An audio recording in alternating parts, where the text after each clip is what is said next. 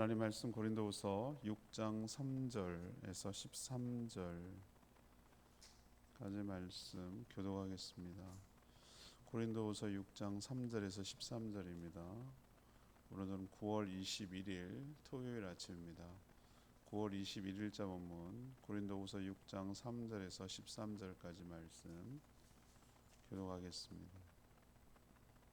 우리가 이 직분이 비방을 받지 않게 하려고 무엇이든지 아무에게도 꺼리끼지 않게 하고 오직 모든 일에 하나님의 일꾼으로 자천하여 많이 견디는 것과 환난과 궁핍과 고난과 매맞음과 갇힘과 난동과 수고로움과 자지 못함과 먹지 못함 가운데서도 깨끗함과 지식과 오래 참음과 자비함과 성령의 감화와 거짓이 없는 사랑과 진리의 말씀과 하나님의 능력으로 의의 무기를 좌우에 가지고 영광과 욕됨으로 그러했으며 악한 이름과 아름다운 이름으로 그러했느니라.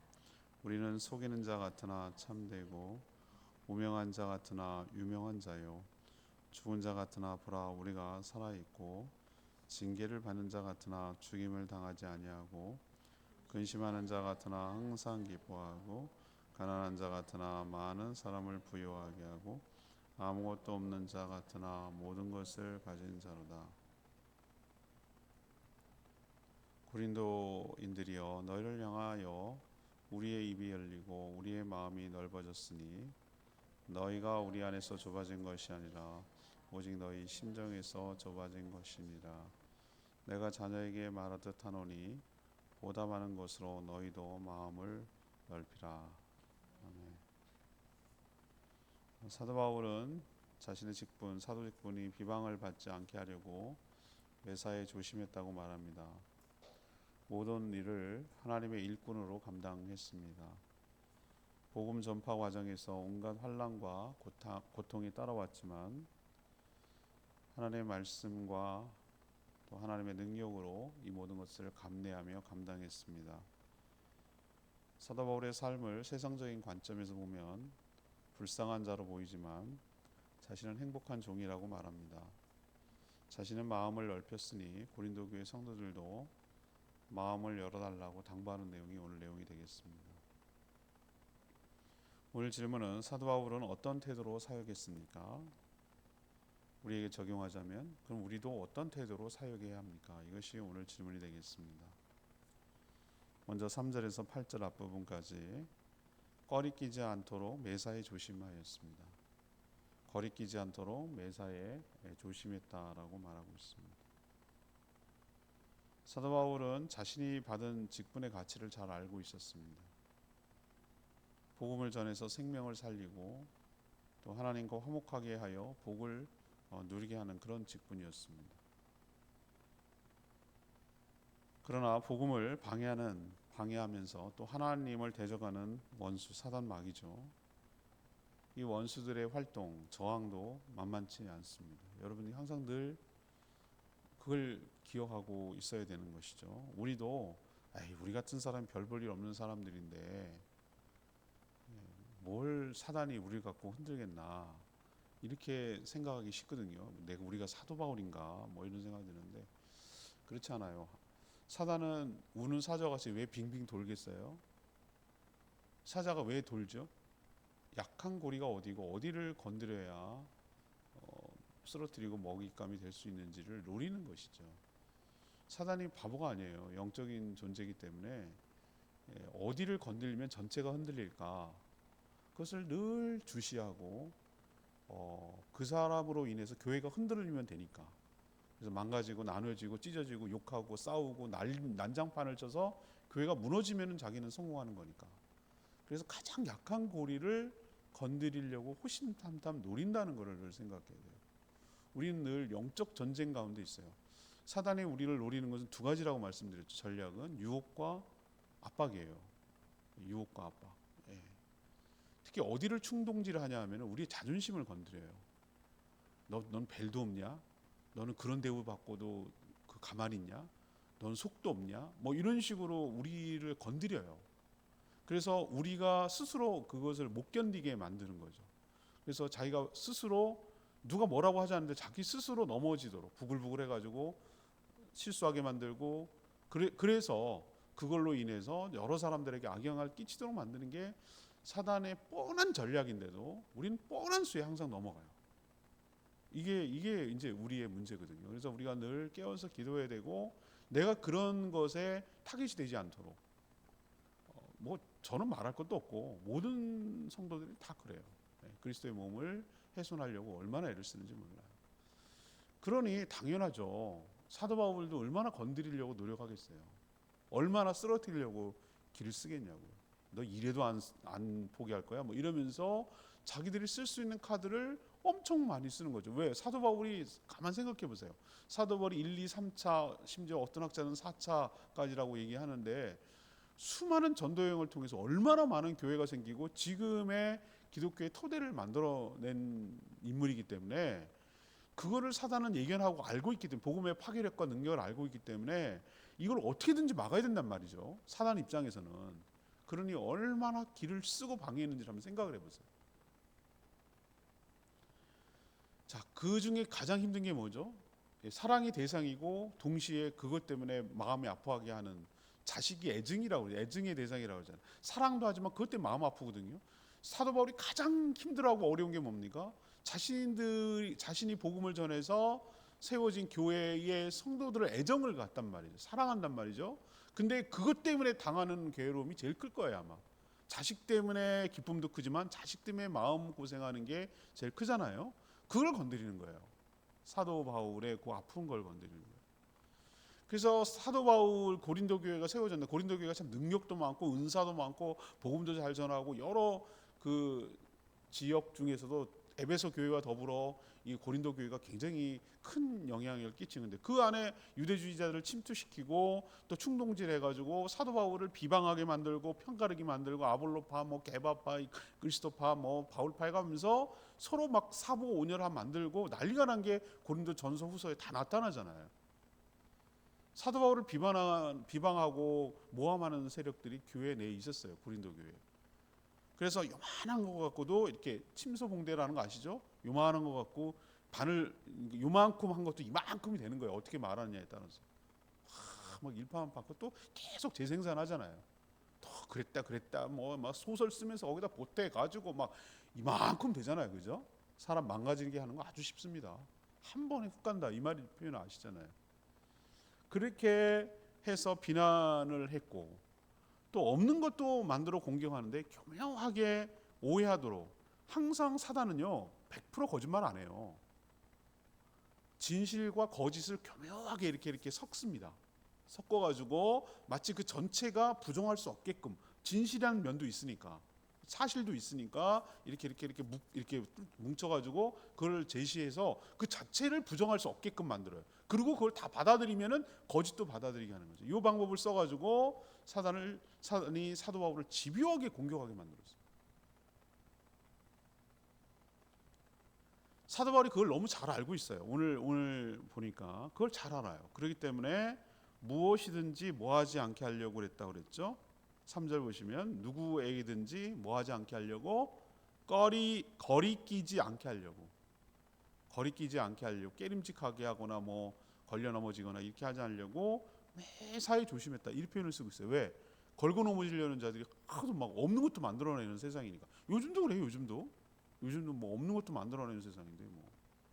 그래서 수많은 환난에도 하나님의 은혜와 주신 능력으로 참고 견뎠다라고 오늘 말하고 있어요. 유혹의 요소가 얼마나 많았겠어요. 주의 종으로서 흠이 되지 않으려고 무척 노력했다라고 얘기하죠. 신학대학원에 졸업할 때인가 채플 시간인가 그런 얘기를 하더라고요. 참 무서운 말인데 그래서 주의 종이 되려는 것이 얼마나 어렵고 부담이 되는 것인지 저는 막 말리거든요. 막 하겠다고 저요 그런 사람이 있으면 이렇게 대부분 그러는데 그 얘기를 하더라고요. 지금 아직도 기억 안 나는 게 당신은 어디서 무엇을 하든지 모든 사람이 당신을 목사로 본다. 그게 얼마나 너한테 부담이 되는지 알고는 있어라 그 얘기예요. 그렇죠. 제가 뭘 하든지 어디서 무슨 활동을 하든지 저는 그렇게 모든 사람이 인식하잖아요. 그죠? 얼마나 나로 인해서 나 혼자의 문제가 되는 게 아니라 내 어깨에 걸려있는 예수 그리스도와 교회와 그게 다 도매금으로 넘어가잖아요. 그러니까 얼마나 무섭습니까, 이 말이. 사도 바울이 그걸 알고 있고 사단의 그런 빌미를 주지 않기 위해서 매사에 조심하고 흠이 되지 않도록 노리겠다, 이 얘기를 지금 고백하는데 이게 저는 굉장히 공감이 돼요. 무슨 말인지 알겠다, 이런 생각이 드는 거죠. 그는 수도 없이 매도 맞고 난동 한가운데 있으면서도 또 자지도 먹지도 못하고 힘든 고생을 하고 있으면서도 진리의 말씀 그리고 하나님의 능력으로 참고 견뎠다, 이 고백을 하는데 이게 그냥 과장이 아니라 저는 사도 바울이 이 말이 진심이라고 느껴지는 것이죠. 왜 그렇습니까? 왜 그렇게 바보처럼 왜 당합니까? 왜 그렇게 참고 견딥니까? 바보라서 그렇습니까? 할 줄 몰라서 그렇습니까? 아니죠. 자신이 전하는 복음과 자신이 섬기는 주 예수 그리스도의 이름이 욕되지 않게 하기 위해서, 하나님의 영광을 가리지 않기 위해서, 내가 믿는 하나님, 내가 섬기는 하나님, 나를 구원해 주신 예수 그리스도가 욕먹지 않게 하려고 조심했다, 이 말이 들리는데 이 말씀을 오늘 묵상하면서 마음에 많이 찔리기도 하고 또 한번 확인하고 부담되기도 하고 또 다짐하기도 하고 뭐 이런 말씀으로 저는 다가왔어요. 나로 인해서 내가 아니라 예수 그리스도께서 욕먹게 할 수도 있겠구나, 그런 때도 있었겠구나. 그 상대방이 얘기는 안 했어도 뒤에서 뭐라고 그럴 수도 있겠구나, 이런 생각이 드니까 너무 부끄러운 거고 찔리는 거고 되게 더 부담스러운 거고 또 내가 누구인지를 잊어버리면 안 되겠다는 생각을 갖는 거고, 그런 말씀이 오늘 말씀인 것이죠. 여러분, 이건 목회자에게 해당되는 겁니까? 그렇지 않습니다. 안 믿는 사람들은 보이지 않는 예수 그리스도를 어떻게 알겠어요? 믿지도 않는데. 안 믿습니다. 그럼 뭘 보고 그 사람들이 감동을 받습니까? 먼저 믿은 우리 성도들을 보고 저들이 믿는 예수 그리스도를 추측합니다. 그렇지 않겠습니까? 예. 그래서 여러분들이 혼자가 아니고 여러분들의 일거수일투족 모든 행동거지는 예수 그리스도의 명예와 함께 동일시돼서 간다는 거 늘 명심하시고, 나 때문에 예수 그리스도가 욕먹고 복음이 막히는 일이 없도록 정말 조심하고 또 조심하고 주의 은혜로 보호받는 저와 여러분 되기를 소망합니다. 두 번째는 8절 후반에서 10절까지 말씀인데, 지금 오늘 질문이 뭡니까? 사도 바울이 어떤 태도로 사역에 임했는가, 이 얘기를 하는 거거든요. 분명한 정체성으로 당당하게 임했다라는 것을 오늘 밝히고 있어요. 분명한 정체성으로 당당하게 임했다. 오늘 사도 바울이 이런 표현을 써요. 세상 사람들의 관점에서 보면 사도 바울은 어떻게 보이겠죠? 여러분이라면 어떻게 씁니까? 저 바보 아니야 저거? 왜 사서 고생을 해?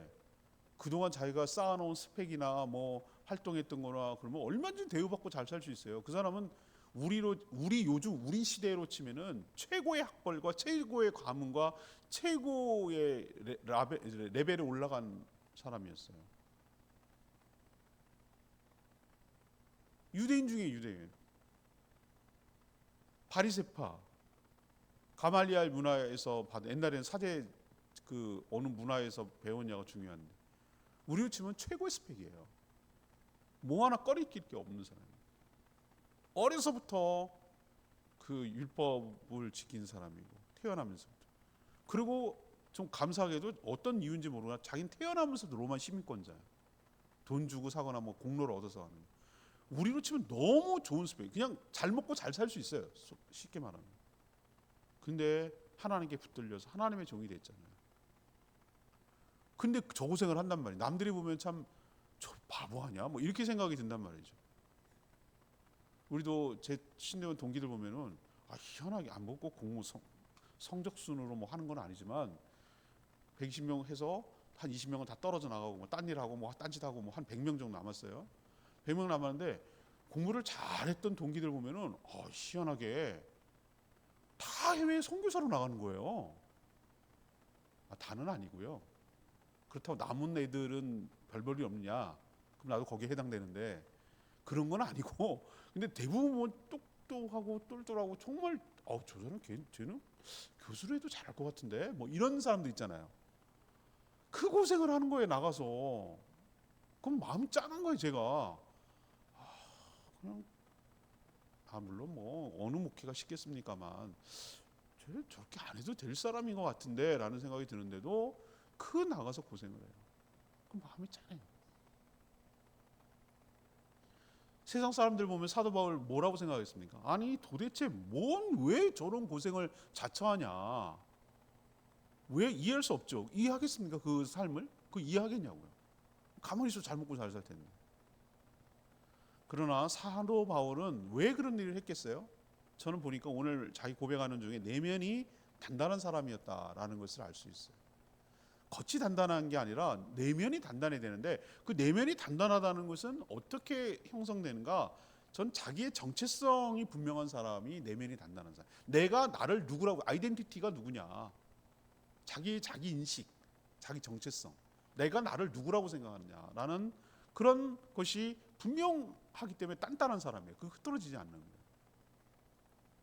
근데 하나님과의 이 정체성이라는 것은 자기 혼자 맨날 스스로 나를 규정하는 것은 아니고 우리도 보면 태양계라고 말하는 것은 태양과 지구와 달과 이런 여러 가지 관계성 속에서 지구라는 존재가 어디 위치인지 행성인지 위성인지 이런 게 결정되잖아요. 태양계 안에 위성이고 또 뭐 그렇잖아요.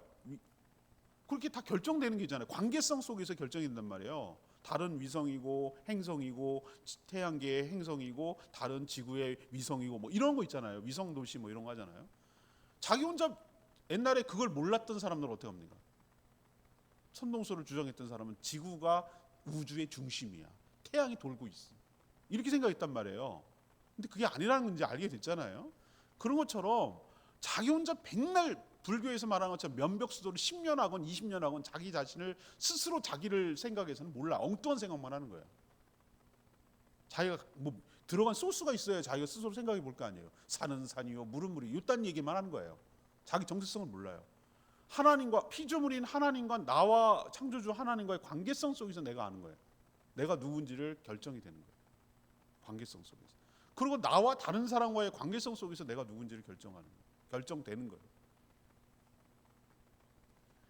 그래서 남들이 뭐라고 하든지 하나님이 자신을 어떻게 생각하는지가 이게 내면이 단단한 거고 그런 정체성을 갖고 있기 때문에 굳은 의지를 가지고 사역에 임했어요. 그래서 세상의 관점, 자기를 볼 때 세상의 관점과 자기가 어떻게 생각하는지 자기의 정체성을 대조하고 지금 설명하고 있는 표현이 오늘 쭉 나와요. 이게 고린도 후서에서도 유명한 표현이거든요. 뭐라고 합니까? 이 역설의 법칙 같은 건데 역설의 법칙. 세상은 뭐 하는 사람 같다고요? 속이는 자 말로 이렇게 해가지고 뭐 이렇게 먹고 사는 사람처럼 보인단 말이에요. 안 믿는 사람 보세요. 안 믿는 사람들이 목사들 뭐라고 그러는지 저도 어떻게 욕하는지 알아요. 말은 잘한다. 성도들과도 호려가지고 먹고 사는 직업인이라고 생각한단 말이에요. 세상의 관점에서 보면 안 믿는 사람들은 더한 소리도 해요. 알고 있어요 저는. 그 얘기를 지금 하는 거예요. 속여갖고 남을 속여가지고 먹고 사는지만 자기는 어떤 사람이라고 인식을 하고 있죠. 나는 참되고 세상 사람은 그렇게 여겨도 나는 그렇지 않다는 거죠. 세상 사람들이 보면 무명해요. 아이고 저 뭐 누가 알아주겠어요. 근데 나는 뭐한 사람이고 유명하고 주님이 알아주시잖아. 세상 사람 다 알면 뭐해? 주님이 난 널 모른다 그러면 끝난 건데 뭐. 그렇지 않아요? 너무 막 유명해질 필요 없어요. 그럴 이유도 없고요. 주님이 우리가 평생 가면서 그 누가 사회학자가 그러는데 평생 가는 관계는 3명에서 4명이래요. 3명에서 4명. 친구 막 인싸 막 여러 사람 막 알고 지내고 막 핸드폰 저장되어 있는 사람이 막 3,000명이 넘고 막 하나도 좋아할 거 없어요. 요즘 저는 어떨 때 커트해요. 그냥 너무 관계가 소원하고 이 사람하고 계속 관계를 어떨 땐 쫙 잘라버려요 저는. 이 사람하고는 더 이상 이렇게 하면 내가 손해겠다라고 판단되는 딱 타이밍이 와요. 아, 이 사람하고 엮이는 게 안 좋겠다라고 판단되는 순간 딱 잘라버려요. 네. 생일 축하 안 가는 사람 잘린 사람이에요. 이제 너랑 나랑 이제 끝이야. 이제 내가 더 이상 너에 대해서 관심 끊을 거야라고 얘기하는 거거든요. 근데 아무튼 그렇게 유명해질 필요 없어요.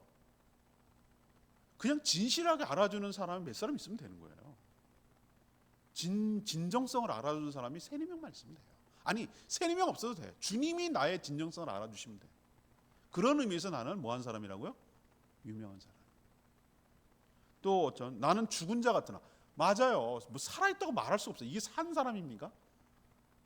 고생은 죽도록 하고 굶고 헐벗고 맨날 이런 생고생이 세상에 어디냐고. 죽었다가 갖다 버렸다니까요. 시체 버린다고. 그런데 또 살아났어. 불사조서 살아난 그런 경우도 있고. 그런데 자기는 뭐한 사람이라고? 살아있는 존재다. 징계를 받은 것 같아. 남들이 보면 신의 벌을 받은 것 같아. 어떻게 하나님을 믿는 사람이 저런 고생을 하냐. 하나님이 정말 있다면 저렇게 자신의 종을 갖다 저런 식으로 하냐. 그래서 징계를 받는 것처럼 생각하나? 그게 아니죠. 뭡니까? 살아있고 근심한 자 같으나 기뻐하고, 가난한 자 같으나 뭐하고? 부유하고, 아무것도 없는 자 같으나 모든 것을 가진 사람입니다. 야, 이런 고백을 그냥 자기가 그냥 뭐라 그럴까, 그냥 자기를 위로하고 위안을 삼으려고 그냥 넋두리처럼 하는 얘기인가? 이렇게 우리는 생각할 수도 있어요. 그냥 우격다짐으로 자기를 위로하려고 이렇게 말하나? 이렇게 생각할 수 있는데, 이 사도 바울의 고백을 곱씹어 가만 보면은 이 사람이 괜히 그냥 말로만 이렇게 하나, 이게 아니고 주 안에 있다라는 말이 핵심 포인트거든요. 주 안에 있으면은 주님의 모든 자원과 주님의 모든 것들이 곧 누구 거예요? 자기가 누리고 있는 모든 것이 된다.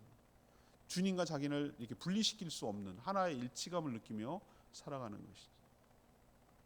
주의 종은 세상을 따르는 자가 아니니까 세상 사람들이 볼 때 관점에서 보면은 바보 멍청이고 저런 고생을 하는 머저리 같은, 세상 물정도 모르고 저렇게 살아가는 사람처럼 보이고 있으나, 하나님의 관점에서 보면은 저렇게 충직스럽게, 충성스럽게, 성실하게 감당하는 매우 믿을 만한, 신뢰하고 정말 귀하게 생각하는, 존귀하게 생각하는 주의 종이라는 자기 인식, 정체성을 가지고 살았다고 고백을 하는 것이죠.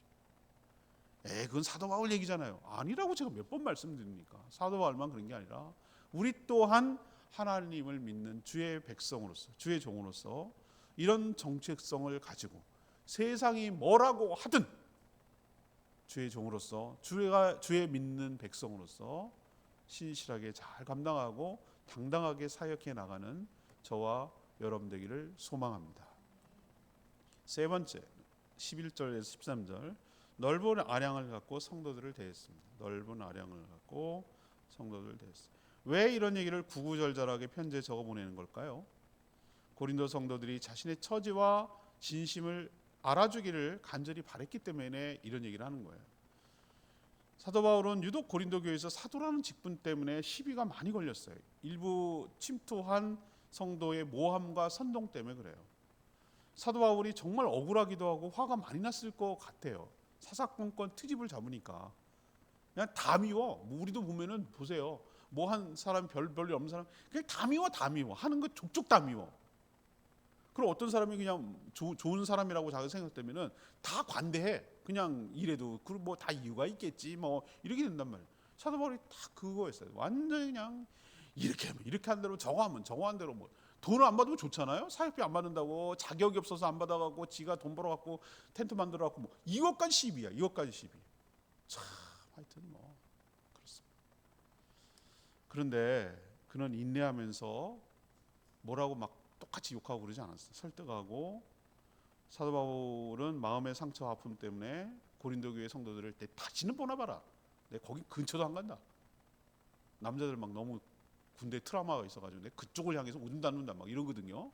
하도 막 그 시달려가지고 그렇게까지 나한테 뭐라고 그러는데 내가 거기 가나봐라. 안 가면 그만이지, 안 보면 그만이지, 이렇게 생각할 수 있거든요. 근데 그렇지 않았어요. 끝까지 포기하지 않잖아요. 생명을 낳았기 때문에, 생명을 낳은 자식을 포기할 수 없듯이 포기하지 않잖아요. 그러니까 이렇게 하잖아요.